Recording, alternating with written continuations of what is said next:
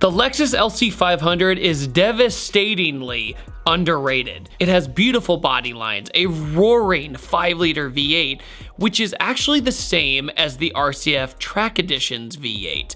However, I was more excited to drive the Track Edition, but I found the LC500 a much more interesting car. Is the banana yellow for everybody? No, but try to look past that. So what makes me adore the LC500, and why do I think it might be a future tuner car?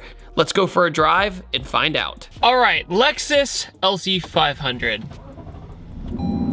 Look at that, it pushed me just in the right spot. The Lexus LC500 is pretty breathtaking. I think it's a really good word for it. Now, I'm gonna make a quick comparison to the RCF Track Edition that I had recently. And the RCF Track Edition had the exact same motor setup as this does. But for some reason, this car feels like it has a lot more character and personality and kind of unhinged. Like the RCF looked unhinged, but it didn't really feel like it acted unhinged. It should have had a little bit more of a thrill factor. This, even though it's almost more luxurious in some ways, is more thrilling to drive. I know that's very strange to hear. Okay, why do I love the LC500 seats so much?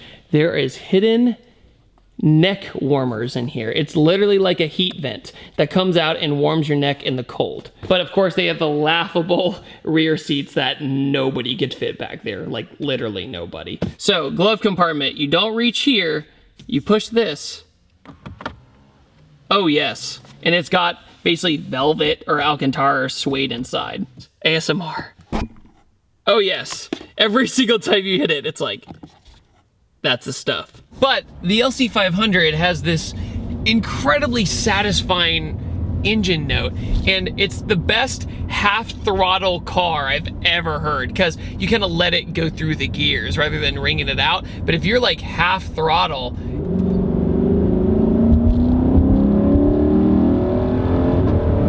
the boom in between each gear is so great.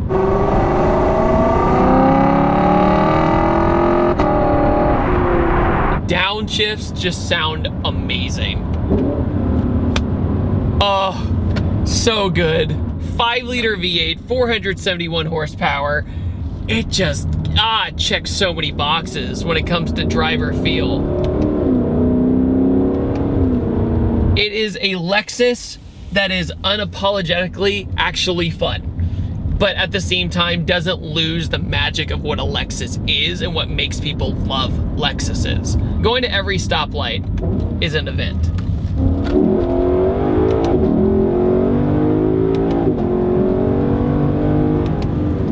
So this is a 10-speed transmission, so you get to downshift over and over and over again to get that beautiful blip of a downshift. Earlier we talked about the interior. The interior just knocks it out of the park.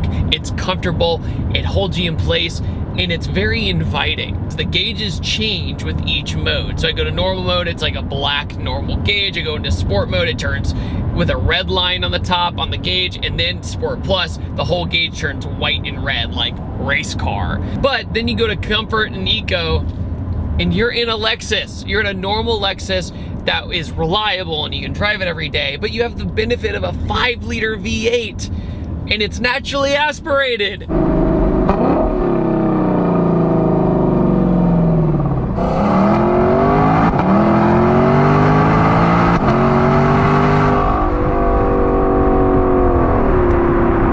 When you look at this car, it checks the boxes. Like, it looks exotic, but what I've noticed is with the color, people think it looks exotic.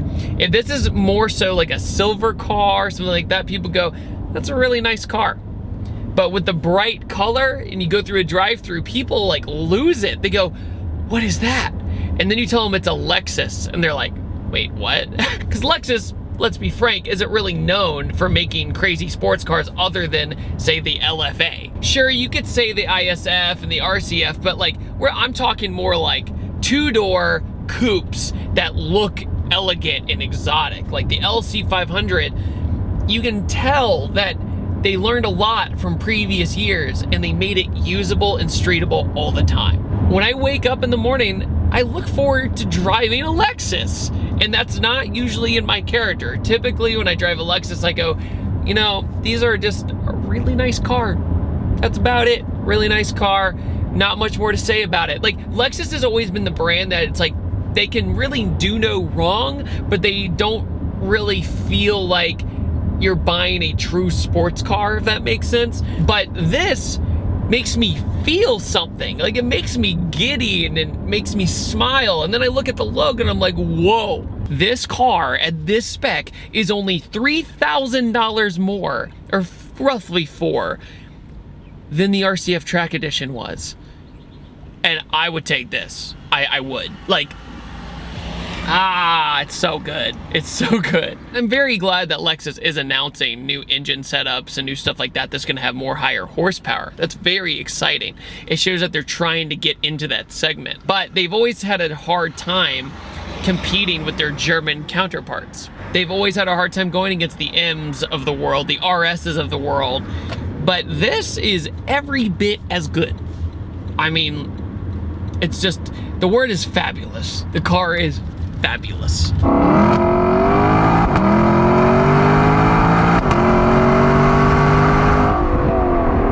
And no car I've ever driven has made you go, this speed limit should be higher than any other vehicle I think I've ever reviewed, because it's just smooth as glass. You literally are just in your own bubble that feels unaffected by the rest of the world. Like, you're just cruising, and then next thing you know, I say this all the time. I say like, oh, this car dwarfs speed, or it does that. And it's like, no, like, seriously, this car makes you go, yeah, speed limit should be higher. Half throttle. Like, that's 60. And I was big toeing it like freaking SpongeBob. Are there faster cars out there? Absolutely. For the money, there are faster cars out there. But for this kind of driver feel or feedback, there's not a lot like this thing. It has like that E92 M3 / GT350. Okay, it doesn't rev as high as, say, a GT350, but it gives off that really beautiful, smooth tone of something like that.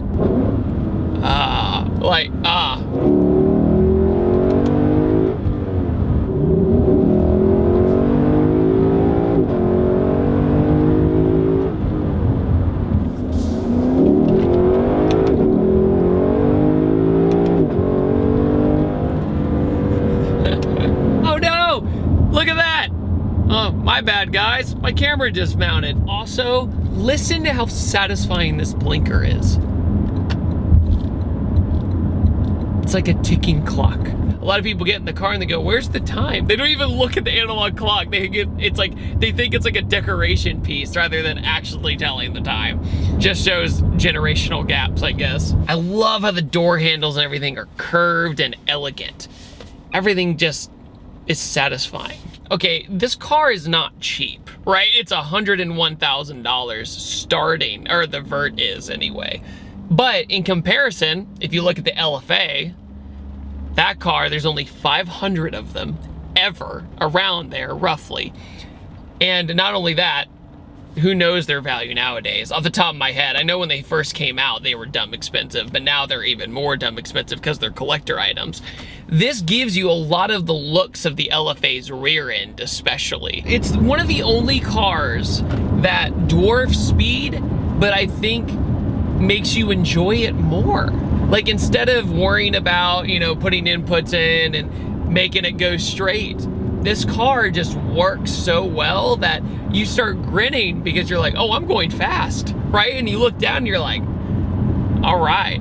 A lot of people would say, well, I could get a Hellcat, or I could get this, or I could get that if I want horsepower. But this is one of the cars where you get in it and you go, it's not about the horsepower. It's very Aston Martin in some sense, but with Lexus reliability. Even if you're not super into the grand touring segment, you know, like Aston Martin and stuff like that, everybody will find something to love about the Lexus LC500 if they get to experience it. Because I think a lot of people see these things at car shows and don't see them really on the street. They don't think much of them. and it's because they're not really talked about that much.